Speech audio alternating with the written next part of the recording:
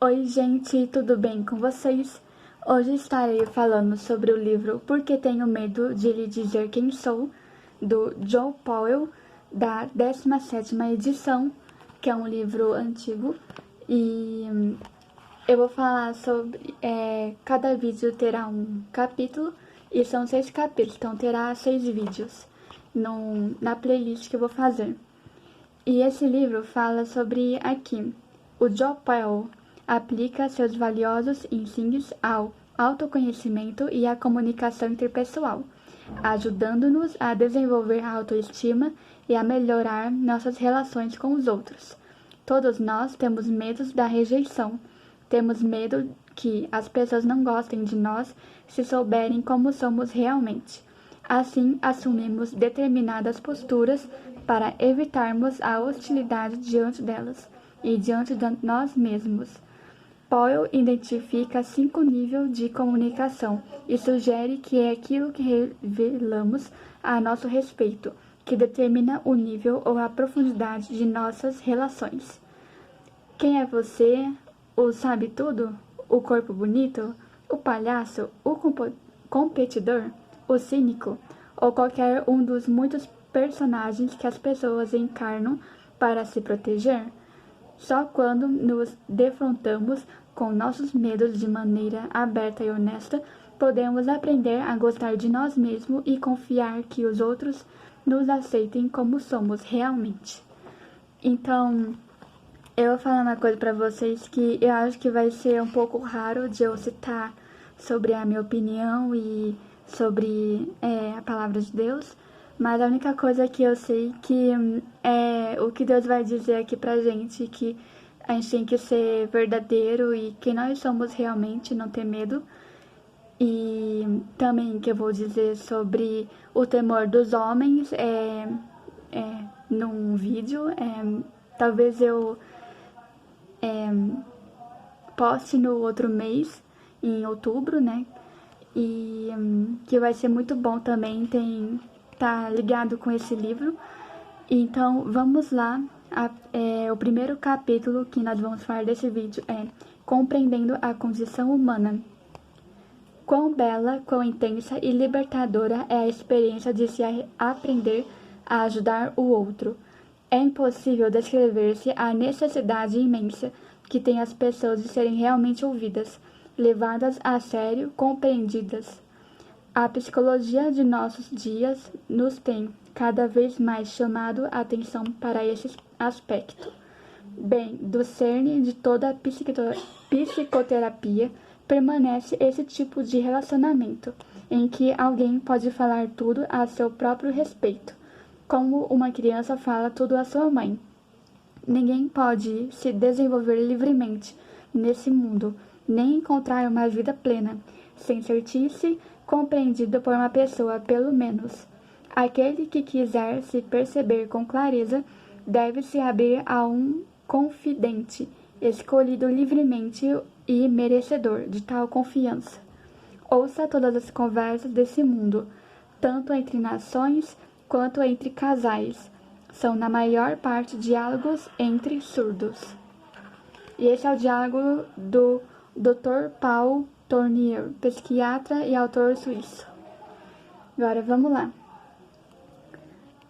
Nossa palavra comunicação refere-se ao processo pelo qual alguém ou alguma coisa torna-se comum a 2 ou mais pessoas, ou seja, é compartilhada. Se você me conta um segredo, nós possuímos o conhecimento desse segredo comum, e você o comunicou a mim. Mas você pode me comunicar, se quiser, muito mais do que apenas um de seus segredos. Você pode me dizer quem é. Como posso lhe dizer quem sou? A pessoa real. Na sociedade de hoje, temos dado grande ênfase à autenticidade. Falamos de colocar máscaras sobre a face de nosso verdadeiro eu e de representar papéis que disfarçam nossa pessoa real. A implicação disso é que, em algum lugar dentro de você e dentro de mim, está escondido o nosso eu real. Supostamente, esse eu é uma realidade estática e estruturada e há momentos em que me sinto compelido a camuflá-lo.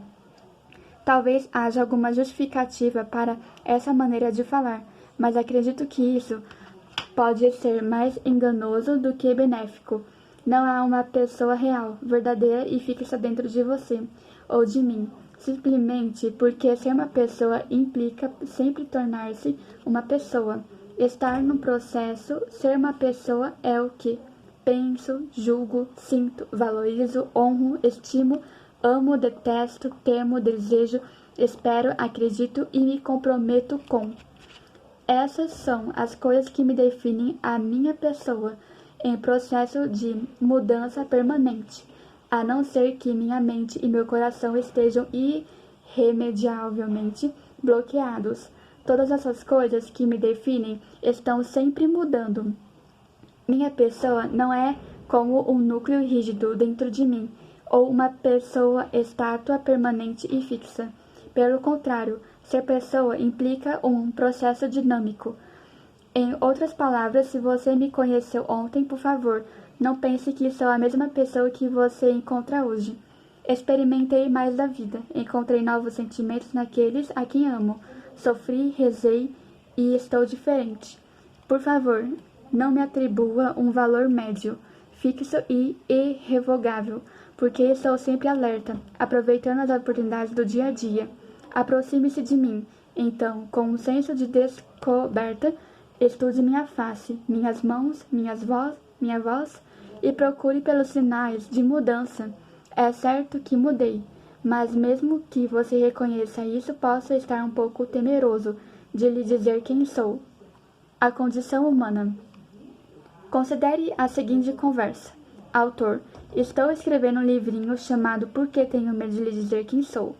Outra pessoa: você quer uma resposta à sua pergunta? Autor: esse é a finalidade do livrinho, responder a pergunta. Outra pessoa: mas você quer a minha resposta? Autor: é claro que quero. Outra pessoa: tenho medo de lhe dizer quem sou, porque, se eu lhe disser quem sou, você pode não gostar, e isso é tudo o que tenho. Esse pequeno extrato foi retirado da vida real, de uma conversa não programada. Reflete um pouco dos medos que nos aprisionam e das dúvidas que nos enfraquecem, impedindo-nos de caminhar para frente em direção à maturidade, à felicidade e ao verdadeiro amor. Num trabalho anterior, denominado We Want I Friend to Love, Argument Communications, 1967, do qual este é uma sequência, tentei descrever algo a respeito das dores e cicatrizes humanas que bloqueiam o caminho para o verdadeiro amor. São as mesmas cicatrizes, as mesmas dores e medos que bloqueiam o caminho para a verdadeira comunicação, sobre a qual o amor é construído. Dando continuidade a esse outro livro, queremos escrever aqui como essas cicatrizes, as defesas que usamos para nos proteger de uma vulnerabilidade maior, tendem a formar padrões de ação e reação. Esses padrões podem se tornar tão enganosos que acabamos perdendo todo o senso de identidade e integridade. Desempenhamos papéis, vestimos máscaras e montamos jogos. Nenhum de nós deseja ser um fraude ou viver uma mentira. Nenhum de nós quer ser uma pessoa falsa ou fingida. Mas os medos que experimentamos e os riscos envolvidos numa autocomunicação honesta parecem-nos tão intensos que torna-se quase uma ação reflexa e natural buscar refúgio em nossos papéis, máscaras e jogos. Depois de um certo tempo, torna-se até mesmo difícil distinguirmos o que realmente somos do que mostramos ser. Num momento qualquer de nosso desenvolvimento como pessoa, esse é um problema humano tão universal que podemos chamá-lo com razão de a condição humana. Essa é, pelo menos, a condição na qual a maioria de nós se encontra e o ponto de partida em direção ao crescimento, à integridade e ao amor. Análise transacional. O conhecido psiquiatra de Califórnia, Dr. Eric Berne, em seu best-seller The Games People Play, fala da análise transacional. transacional, que é uma análise da transação social entre duas pessoas que se encontram em determinada situação. A. O estímulo transacional. Por exemplo, uma criança doente que pede um copo d'água e a resposta transacional, a mãe que o traz. A análise transacional tenta diagnosticar os chamados estados do ego das pessoas em interação, o estimulador e o respondente. No momento da transação, a suposição é que podemos agir usando diferentes papéis ou estados de ego em diferentes interações. Esses estados de ego podem ser divididos em 3 categorias. O pai, que é superior, protetor e que, de alguma forma, sempre há inadequação do outro. O adulto, que é adequado em si mesmo e que se relaciona com outro adulto de igual para igual. E a criança, que é inadequada e necessita, portanto, de algum tipo de ajuda e suporte. Nenhum de nós permanece fixado em qualquer desses estados. Podemos flutuar de uma para a outra, dependendo da situação e das nossas necessidades no momento. Por exemplo, o homem que às vezes funciona como pai para seu filho ou como adulto para a esposa ou sócio, é também capaz de assumir consciência e inconscientemente o estado de ego da criança, enquanto se apronta para levar mulher ao teatro, onde provavelmente assumirá o estado de pai ou adulto. Eles perguntam-lhe impetuosamente: Mãe, será que você pode encontrar as abotoaduras para mim? A criança que está dentro dele é ativada de repente por causa de sua necessidade momentânea, apesar de poder reverter rapidamente a um dos outros estados, dependendo de suas necessidades físicas ou emocionais. Pode também acontecer que a esposa queira evitar qualquer responsabilidade e sua criança venha à tona. E, pai, se você não sabe onde elas estão, eu também não sei. A linha de vetor fica na horizontal durante essa transação. Uma criança está se relacionando com outra criança. Como somos programados para escolher estados de ego? Na aplicação dessa teoria, a experimentação clínica considerou que todos nós somos capazes de assumir qualquer um desses estados de ego e que fomos programados por nossas histórias psicológicas individuais para reagirmos como pai, adulto ou criança. Em certas situações da vida, essa programação resulta da sociedade de influências anteriores em nossas vidas, programação social com nossa reação a elas, programação individual.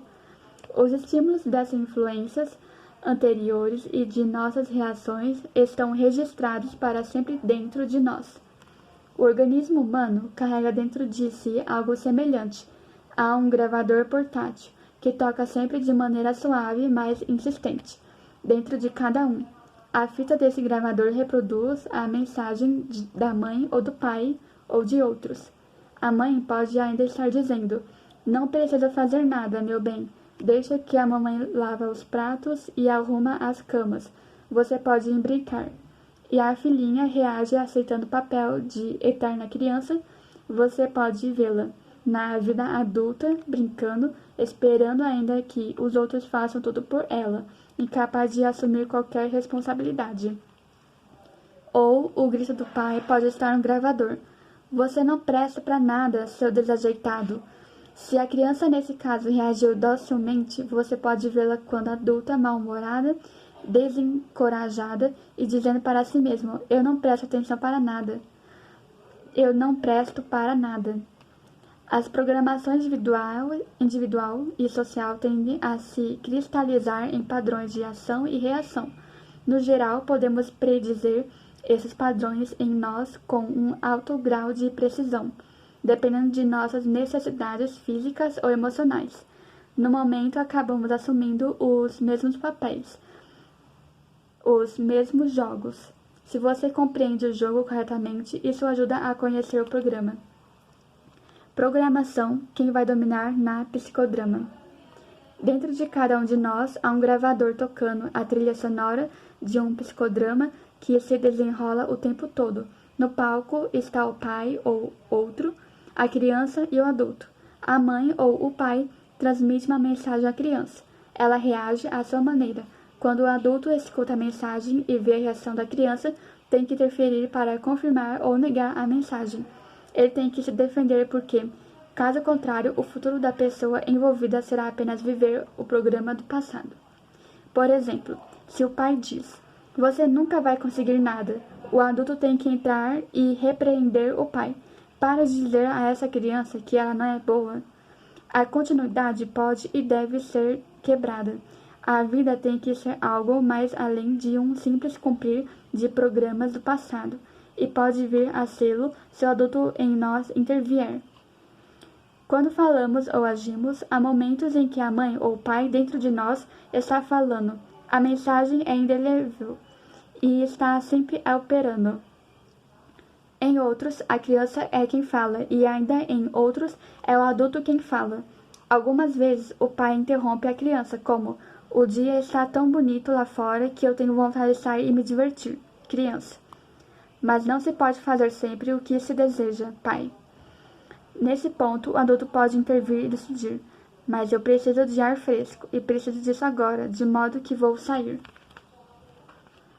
Em outras palavras, há em cada um de nós, além dos vários estados de ego, um eu aculturado e um eu deliberado. É a mesma diferença que existe entre o eu programado e o eu do adulto interveniente. A cultura ou subcultura em que vivemos é uma das fontes de nossos programas. É o que determina nossa reação em algumas situações. Quando obrigamos outros a agirem de acordo com as reações esperadas ou quando agimos de acordo com padrões determinados pelo passado, é o eu aculturado que está atuando. À medida que a pessoa torna-se mais adulta, madura, o eu deliberado predomina como resultado da convicção e integração pessoal. O ser humano pleno liberta-se pouco a pouco de seu programa e deixa de ser um reator para ser um ator. Ele torna-se seu próprio homem, ou mulher, própria mulher, refugiando-se nos jogos. Os jogos, nesse contexto, não se referem exatamente às brincadeiras. São reações padronizadas às situações de vida, programadas para nós em algum ponto de nossa história psicológica, pessoal. Algumas vezes esses jogos são muito rígidos, porque todo mundo está jogando para ganhar alguma coisa. Se quisermos alcançar uma comunicação honesta com os outros, experimentar a sua realidade, nos tornar integrados e crescer, é bom que estejamos atentos às nossas reações padronizadas, aos jogos que jogamos. Se nós tornarmos cientes desses jogos, podemos abandoná-los. Eles são quase sempre pequenas manobras que usamos para evitar a autorrealização e a autocomunicação. São pequenos escudos que carregamos à nossa frente quando entramos na batalha da vida. Eles nos protegem da dor e nos ajudam a ganhar alguns pequenos troféus para nossos egos. Eric Berne chama esses pequenos ganhos de carícias, pequenas vitórias ou sucessos que nos trazem proteção ou reconhecimento. Os jogos são variados porque as histórias psicológicas e os programas são únicos. Além disso, há uma variedade de estados de ego que podemos escolher para representar, dependendo das necessidades do momento e da situação da vida. Há um aspecto comum a todos os jogos: anulam o autoconhecimento e destrói toda a possibilidade de uma autocomunicação honesta com os outros. O preço da vitória é alto.